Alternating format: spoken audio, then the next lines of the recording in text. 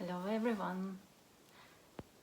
I am continuing to read the 12 Rules for Life from Jordan B. Peterson.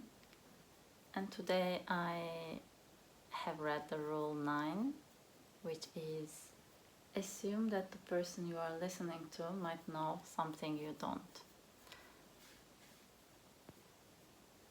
This chapter was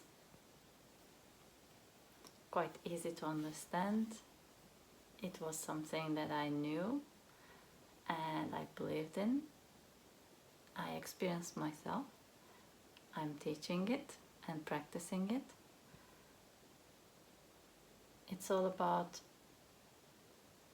before you jump into suggesting a direction, something to do, listen to the person tell their own truth. By listening to the other person, you are actually helping them to think for themselves. And when they can think for themselves, then they can also find their direction themselves. Your listening is an active contribution, because when you listen with an intention of wanting the best for the other person, for their own sake, not for your sake, then you are influencing them and helping them to think. And by being fully attentive to them, because you are there not only with your ears, but with your mind and heart and soul, and you have gestures and face expressions, you have eyes, and the person, while they're talking, they're seeing the impact of their talking in you, which helps them to see what they think. Jordan B. Peterson talking about his style of psychotherapy, which is how I just told you about.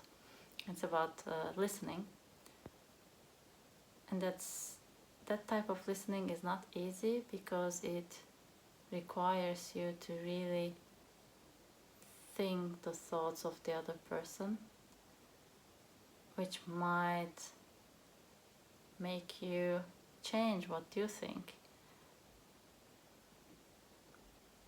He's talking about how he also makes sure that what he hears or what he understands is what the person wants to communicate, so he summarizes. He also talks about how important it is to summarize, because first of all, it helps you to understand. You don't have to be in a profession where you are helping people, but you are a person, so you are helping people anyway, your family, your friends. And it's a good practice to listen to the other person and then summarize what they said to you and get confirmation from them. By doing this, you assure that you understood them, you help the other person hear their thoughts, but also you help them to get it summarized. If you are in a discussion where you had a different point, now that you have summarized and you have got confirmation, you can reformulate your statement, and even strongly, more strongly, because you have understood the other's point carefully. He's talking about the importance of summarizing. It also helps the person who had shared their story to see their story now concretely, succinctly, and this helps them to delete all the previous details that didn't serve and only leave or save the ones that actually has a purpose, such as what happened, what was the cause, what was the result, what will I do next, what have I learned from it. He talks about the importance of listening,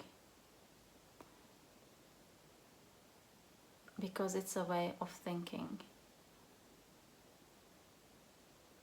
Thinking is a hard thing to do, because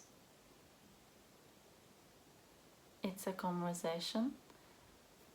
We in ourselves carry different parts of ourselves, and then we have this future vision. We have this self of us that we create for the future, which helps us to design the future. And then we have also other selves who have different ideas, different interests, and our thinking process is a conversation of these different selves.